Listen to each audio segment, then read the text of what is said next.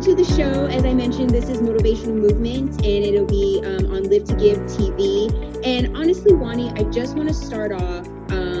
Our show topic is connection, community, and coffee, and that's what you're all about. And so I just want to start off with a huge thank you. You have been connecting with us, for going on 4 years now with our Supply Teacher campaign. And I just remember this moment where I just wanted to incorporate coffee into this campaign, local coffee shops. And of course, Sunrise Mothership was one of the first. And yeah, I sent an email. We had never met before. I've been a fan of Sunrise though for since the beginning. But we have never met, and you replied back very quickly. We did a quick phone call, and instantly, you're like, I'm in, I want to do this. And we have continued to partner together and do amazing things in our community for our educators. And I just want to say thank you for that. I don't know if I've truly thanked you in that way, but here's my moment, here's my chance. So I really want to thank you and brag a bit, because you truly are about that community, that connection. And of course, through something that, a lot of people love and can't do without is the coffee aspect. So, yes. I thank you for that. You are a badass rock star in our community, and I want to dive in. So one of the moments where you and I have actually sat down at Mothership, you shared your story of how everything came about, and your story of vision of having your coffee shop in a time during the economy was crashing, businesses were closing, and businesses were making really big budget cuts. And you had this dream and vision, and it was in that moment during a time where most people wouldn't open a business, and you kind of you saw everyone going one way and you're like, nope, I'm going to go the complete opposite way. And so share that story, share your drive, why'd you proceed, and tell us, just share with us during those times. Okay. Yeah, so I opened my first brand, my first company on the first day of the recession, October 2nd, 2008. And I was a young woman, and I knew that I loved community. I loved reading books, and I loved coffee. And I wanted to find a way to share that with the rest of the city in Las Vegas. Being a recent transplant, only having lived in Las Vegas for a couple of years from New York City, I felt like we needed a safe space and a place where people could come and congregate. A lot of things that people talked about at the time was how limiting they felt that the culture of Las Vegas was. But I disagreed. I think there were definitely pockets of culture, and it just needed a space to foster and encourage that development of it. And that's where the fruition of Sunrise Coffee came along. You really truly did pave that way for so many to be like, hey, I can have this local coffee shop. I can bring community to my space and give people a place to hang out and have fun, have a great cup of coffee. And so you really are the trail maker. And I don't know if you know that, but or if you tell yourself that within, but I'm telling you, you did do that. Well, two things. One, we are the longest running independent cafe in Las Vegas, so we have that going for us. Yes, you are. Cool. Definitely the OG here when it comes to cafe culture in Vegas.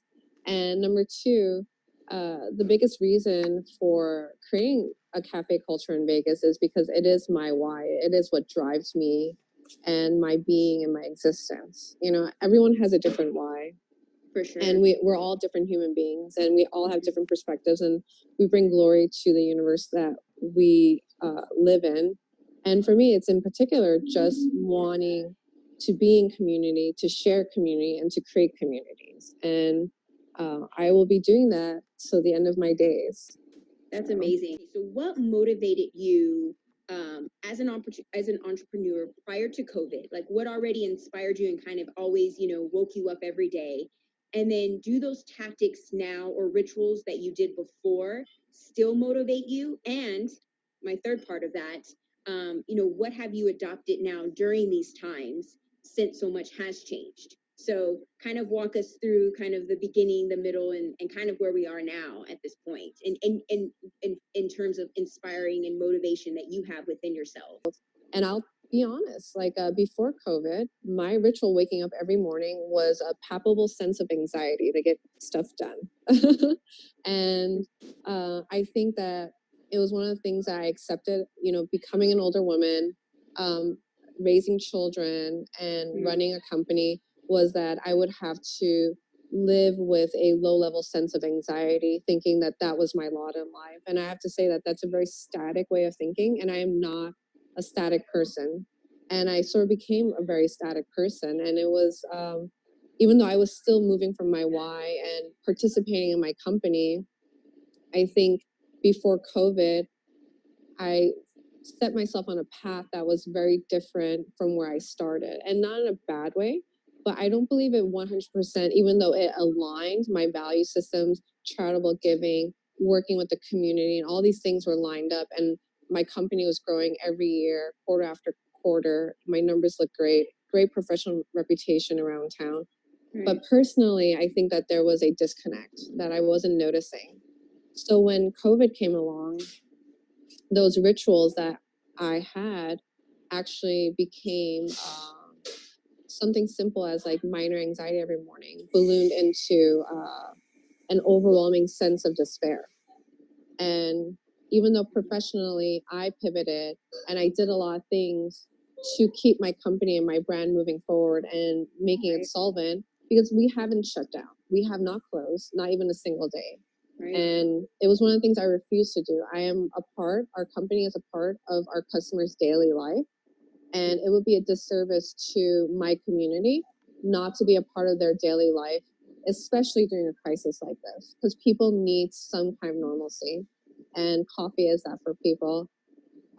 Personally, it was very devastating. And I think what I learned is that I had to do a complete shift and find new rituals to embrace in order not to just survive, but to thrive during this crisis. And one of those rituals was finding ways to learn to communicate with myself in a more positive manner, learning to adjust to uncertainty on a moment to moment level, a day to day level, weekly, and then monthly level. And that's very difficult for me being a CEO, where every day, every moment of my life is pre-planned, it's pre-scheduled. I have 1 month goals, 6 months goals, 1 year goal, 3, 5, and 10-year goals. Like that's how I operate. So all of a sudden to be in a dynamic of uncertainty led to a lot of doubt, and facing those things and then using that, part of that ritual became surrendering to those things. Yes. Yeah, and in surrendering, I didn't identify with these emotional states, but I definitely allowed them to come forward and appreciate the dance that needed to be done. And that's sort of has become my ritual, to allow these different emotional states that my being wants to project, to allow them to come to the forefront and to dance and to live in that uncertainty and to live in that dynamicism that my life is in right now, and to embrace that. Yeah. And then I think the third part of that is after surrendering is having trust in the universe that I am here and I'm here in this moment in the capacity that I was meant to be. And to trust, even if I can't show up in the ways I expect or I believed I could, how I'm showing up is what the universe is requiring of me right now. And if it's not my idea of the best, it is the best of what the universe is saying for me. And that's given me a lot of great rituals on a daily basis, is the allowing the emotions to come to the forefront, surrendering and trusting the universe. And that's given me, honestly, I know we're in a very, very scary state. My anxiety has completely gone away. Wow. And I have no anxiety. And I'm not saying that at the next moment this goes on, definitely my business can go under, but I'm proud of myself. I'm showing up the best way I can. I'm showing in a way that moves from my why, and it moves with in relationship to what I think is what the universe wants me to project into this world.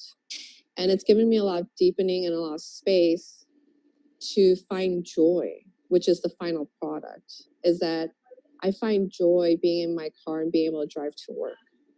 Whereas before, it would be like, oh my God, there's traffic. I'm going to kill this person on the road. Or, oh my God, I have so many emails. Why does everyone need everything from me? Or like, I worked all day and I come home and I'm like, oh my God, my kids want attention from me. Why? Now every moment is like an opportunity to practice that joy of being like, wow, I'm so thankful to be alive. I'm so thankful to have a job. I'm so thankful to be able to talk to someone, because talking to someone in real life right now is like, I feel like that is like its weight in gold. You know, I didn't realize how important, how lucky I am. I can come to work and I'm allowed to socialize with my staff and look at them physically, and to be in the same space with them and to emotionally connect with them. That is truly a joy. And that's what, if I can find a ritual coming out of this, that will be my process for the rest of my life. Wow. That's beautiful, Juanny. Thank you. So beautiful. Yeah. And it's, you know, and I'm sure no one prior to you sharing this even knew, right? Like, you know, what your normalcy at that time was compared to now. And, you know, and it just shows how these uncertain times can really surface true joy and a time to go inward. And you truly have gone through that. And so that's a beautiful thing. I didn't want to just survive. I wanted to thrive. I love that. Yeah, and that's the most important thing. There is a big difference. Yeah, for sure. Everyone, you know, a lot of people can survive, right? But to thrive and to come out of it and be even a better version of yourself, which you're already showing that within a month now, you know, that we're going through this. It's beautiful, and I love that you shared that, Juanny. Thank you. Yeah, and that's already inspiring just in that. If we were to cut it right now, that'd be it. Like that was great. But I see an outward change to you as well. The haircut. Oh yeah, I cut off my hair. I love it. I'm all looking like as if I could go behind you and look at it.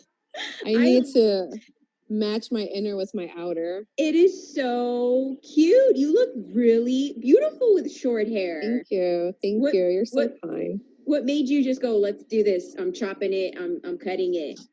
So my stress manifests with my hair falling out. And I've gone through like several stressful periods in the past year.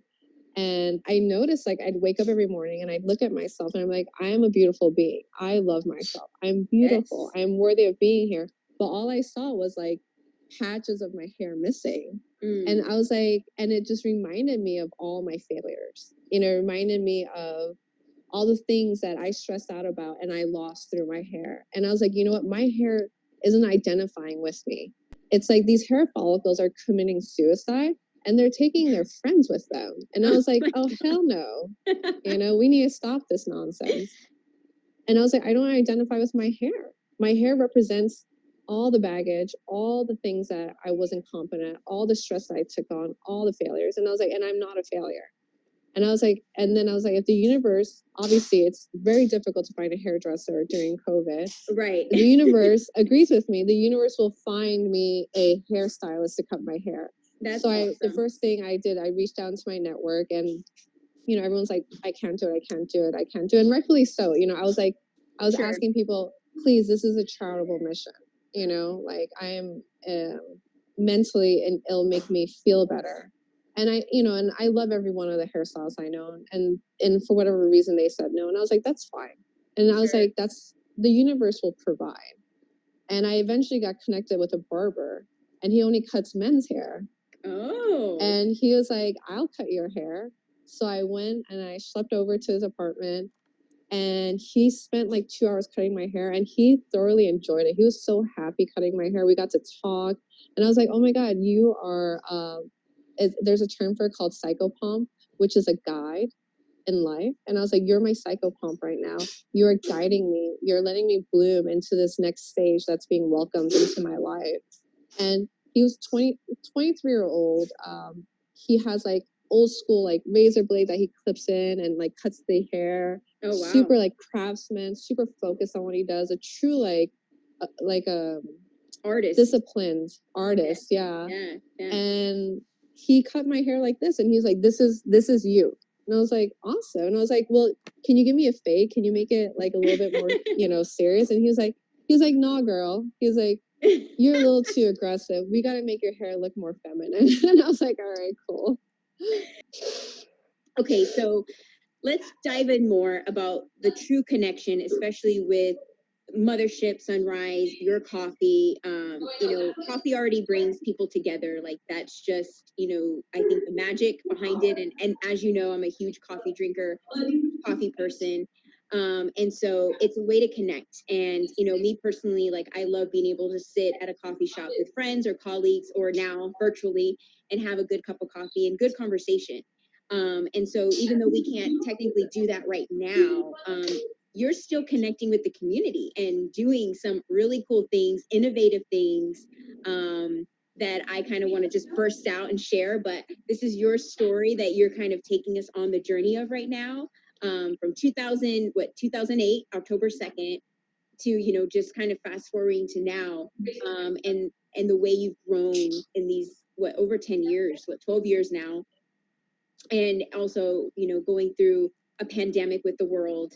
You're doing something really cool to connect with the community and a few things. And so, yes, please share the ways that you are connecting our community through coffee. So, do you mind if I preface it with how I came up with these innovative concepts? Please. I think it's really important. I think so I'll start with the reason why I think it's important to preface it, because I believe American culture, especially this relates to a pandemic, is all about the happiness of everything, right? We like happy people. We want people to be happy. It's in our Constitution to have a right to pursue happiness. Right. And it makes it very difficult because there's a lot of different types of people, right? They aren't naturally happy people. And then there are people who feel both ways, and there are people who delve into deeper ranges of emotion. And I'm one of those people. Like, I enjoy happiness and joy and all those wonderful things, but I also am very comfortable getting into the deeper, darker emotions and incorporating that into my life. I find in those emotional ranges that it brings a lot of depth and qualia to what I do as a brand, what I do as a CEO, what I do as a leader. And it's like having a rainbow of different colors instead of just saying, I'm only going to be yellow, orange, and pink, or purple, which is like all the happiness colors. I'm like, no, but I like the blues. I like the greens and the reds. And I love those. And I love having all of that. And the reason why I say that is during this crisis, I actually lost my community. I walked into my cafe, the mandate dropped, and I could not interact with my friends. I could not interact with my team members, and it emotionally devastated me. I had gone through a process of a lot of life changes recently, and was trying to find my way through it. And then on top of that, now realizing that my company could become insolvent and I could lose my brand, and then not having my community to support me, I completely lost it, and I hit rock bottom. And as I was hitting rock bottom and going through the chaos, I made a lot of bad personal decisions, and it came to a point where I was outside of myself and I couldn't find a way to connect back because my community was in my cafes and I couldn't see my girlfriends, right? So it was like the worst of the worst possible situations where I was completely isolated. And as I hit rock bottom, I had to find a way to come out of it. And as I was coming out of it, it was these concepts, these new verticals I created, this innovative way of connecting with community that came out with me. Because it was for me to live. In order for me to live, I had to find a way to still stay connected. And that's why I came up with that innovative concepts. And that's why I want to talk about it, because I think there are other people out there who are like me, who connect that way, who innovate that way.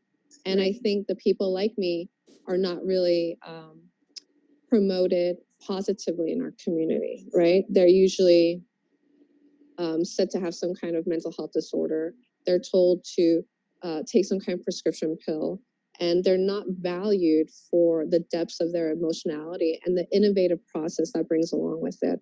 Obviously it's quite chaotic, and I want to find a way to minimize damage to myself and to others, but I do want to show the value of that process. And through that process, the things I came up with, the first thing I wanted to do was like, I just needed to connect. So I cut out my income to just survive. And one of the things I really missed was going to my friends' restaurants, and I can't afford to eat at their restaurants right now. So I was like, it would be really great if I could just trade coffee for some food, where I could still be connected to them, eating their food.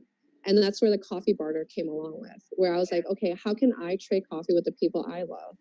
And I just posted on my personal Instagram, and I met this girl, and she was like, I make bread at home. Do you want to trade some coffee for bread?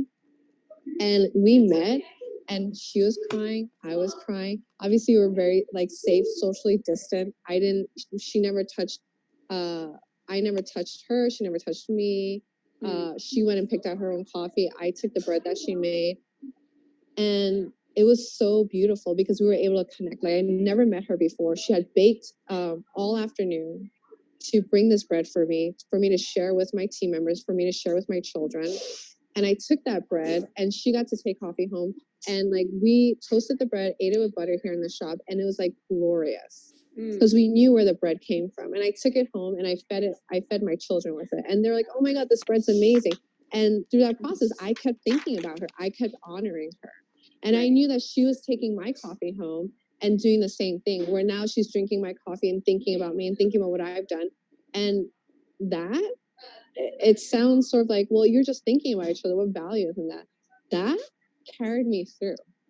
It carried me through some dark, dark nights, And that's where the coffee barter came in. Every person I've met thus far is the same thing, some were shy, some just wanted to come in and out, and some just wanted to talk. I had a lady sit here for 2 hours, and we just connected and talked, She didn't even have Instagram. Her daughter asked her to do it on her behalf because she loved our brand. Yeah. And, she was like, I'm doing this for my daughter. And she started crying because she wanted to show her daughter how much she loved her. So she went out of her comfort zone to connect. And at the end of the day, it's about connectivity. The other thing that we started was our Pay It Forward program, because I do a lot of work with local and international in terms of serving and our community near and far through our supply chain with coffee. I realized that I personally hadn't spent enough time in service. And I realized that by limiting myself and not spending time in service, when I lost my community, I didn't have any of those energetic lines to depend on.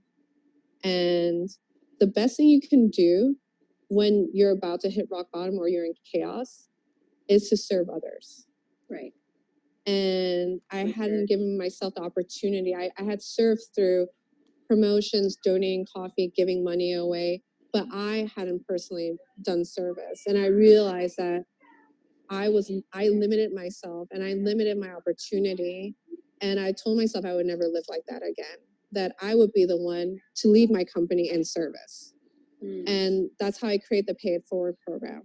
I wanted a way for our customers to buy coffee for our people, our first responders, their friends, the unemployed, anyone, shelters. And I wanted to hand deliver all the coffee to all these groups to see what was going on, to stay connected, to find opportunities to talk, and practice active listening. I was like, that could be my debt in service, is not just to provide the coffee. I mean, people love it when they smell the coffee. They're so ecstatic and joyful, but also to be like, hey, what's your story? Yes. I'm here. I can listen to whatever you want for 5 minutes, or I could just smile and encourage you, for what you're doing. And I respect it. And a lot of people have opened up, and by opening up and sharing joy, the abundance of joy in my heart has been tenfold. It's not a 1-to-1 linear ratio. When someone shares joy, that joy multiplies in my heart and it multiplies in my mind, and it sort of takes over my being and it carries me through the day. Yeah. It's not just doing the service for the sake of service. It's another way to connect. And the Pay It Forward program has been really, really great way for me to connect with others. As every coffee bag is bought, I personally donate 2 bags on top of that. Oh, wow. So it is a mission of love. It is a mission of sharing coffee with anyone connected that wants to share their time, their service, be on the front lines, or if they're isolated and they need to find a way to connect, us delivering coffee to their house means someone's thinking about them, sending little notes in the bags, like any different way we can do that. Because I think as I receive joy and it's been able to multiply, I also want to share joy, what little bit I have, and I hope that it multiplies in others. And that's maybe the only way that we can get out of this crisis together, is finding different ways to share. I just am so like inspired by, what these times have done to you to be able to come out and be a better version of yourself. And I just hope that others that get to watch this and hear your story can find it within themselves to also be like, how can I come out of this a better version? In whatever way it is. And that's really inspiring. And the way you're connecting with people through coffee to our community, and going out there every day and doing those deliveries and even putting yourself out there. I mean, that's huge. That's huge. And so I thank you for that. You mentioned to me through our previous conversation that walking or running is something you cannot skip. And so why is that so important for you? Why is that physical movement so important to you?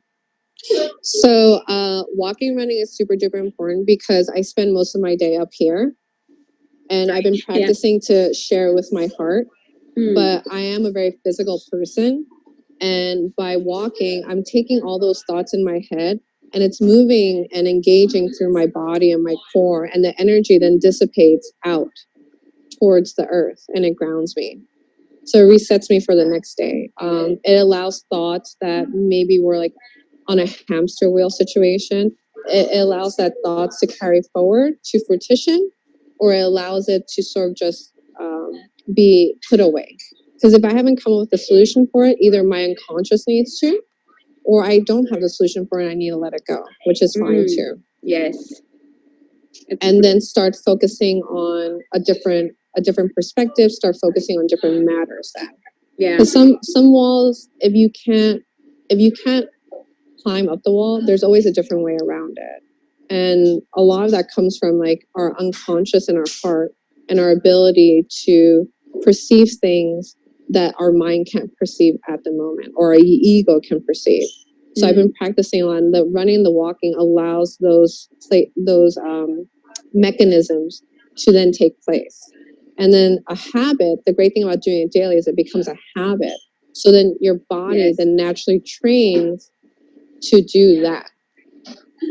I've had a lot of people are like, you need to do yoga. I've had people tell me like, you're crazy. They'll meet me straight off the bed and they're like, you're just wild and crazy. You need to do yoga. You need to ground. And yoga and all those things are really great. Right. It depends on the temperament of the person though. And I think that's where honesty is very important. Yeah. Absolutely. And for me, it is the walking and the running because I have a lot of energy. And sometimes when I'm running and I'm going through an emotion or a thought, I want to sprint, and I want to sprint really hard for 30 seconds. I want to give it my all. And by giving it my all, it breaks me to that next moment that I needed. Yeah. And that works for my personality, works for my energetic level. And I think that's important to evaluate. Like when you create a habit, when you create a ritual, is that as you as a person, as you as a physical being manifested in this world, how does that connect with you? Right. Absolutely. I completely agree. You make a great point. A lot of the times, like you were saying earlier, we fall into what society wants us to be, right? Always happy, never afraid. But it comes in, in different forms, like even, how you should look in clothes, what size you should be, right? People telling you should do yoga because it's grounding. Well, it grounds you, and that's awesome, and keep doing it, right? And I'm a huge advocate on finding a physical movement that works for you, because me personally, I am not a fan of running. Juanny, if you want me to go on a run with you, I'll be like, I'm gonna walk and you'll probably loop me in that wrong time and we'll high five each other, but I just don't like running. Like, it's not my jam. But yoga is something I do enjoy. But at the end of the day, as long as we're showing up as our honest best selves and whatever our rituals are that get us there to be able to ground and come back, then it doesn't matter, right? If running works for you, I praise you. Like, I'm like, yes, go. And I'm going to be your cheerleader, right? And, and if yoga's for me or whomever else, like, that's great, because now I'm doing something that works for me and works for my personality. And so you make a huge, huge point in that. And I wanted to emphasize that, because a lot of times people feel like, they have to go and do things that people are telling them, or what society is, or the fad right now. Like, yoga has been around for thousands of years, and now it's just becoming part of the thing to do here in the West. But if it doesn't mean that it's still for everyone, It isn't. I love dancing, and one of my favorite movements of release is twerking. I love to twerk. You put on a good song, and it releases so much of that energy, that sacral energy, and it makes me feel very sexy. I have never met this Juanny. I like twerking Juanny. Yes. I can't wait to see you back in the cafe. I'm gonna be like, let's twerk. Oh, totally. Listen, girl, anywhere, anytime. You just pop that music on. I pop my booty. Yeah. Okay, Juanny. Calm down. What kind of music are you into? What's your go-to song right now? What is like something you're like, oh, I just need to put that on and get my twerk on? What is it for you? Oh, for twerking. So I was just listening to last night. Me and my girlfriend were twerking, and she played a new Kid Cudi song that had a good beat to it. I can't remember the title of it, unfortunately, but it had a nice slower beat. So we did a twerking class February 5th. One of my best friends, she was kind enough to bring an instructor from Twerk Team USA, and she led us through a 1-hour class, and we learned so much, and it was so empowering. Really? Oh yeah, because it's oh my God, there's a whole twerk team. Yeah, and it's difficult. It's difficult to twerk properly, and the ability to just embrace sexuality and to release it and to feel connected to the movement of a very primal energy. It's important, because we're so sanitized about our sexuality in America, right? Yes. And that goes both ways. If you're sanitized, that means you're not connected to that energy, even though from the outset you feel like you're being empowered by that energy, right? Depending on your views of femininity.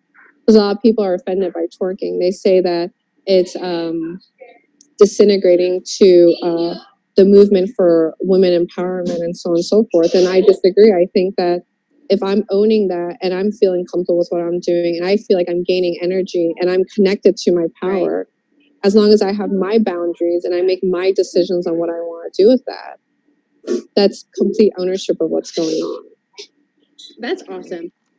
Yeah, I mean, I think we could go into a whole conversation about twerking, and you actually taught me something. I didn't know there was like a way to twerk or a twerking team, and so I'm definitely gonna have to look that up and up my twerking game before I see you in person again, so at least I can kind of stand my own. But no, I mean, yeah, you make a great point as far as, we could go off on a whole nother conversation on just, again, these societal things, which I think, these times, right? This kind of unfortunate but fortunate time that we have is definitely shifting the gears of how we think and how we perceive things. And it's an opportunity. Like, you're uncertain, right? I'm uncertain. Try new things. Try everything. Why not? Yeah.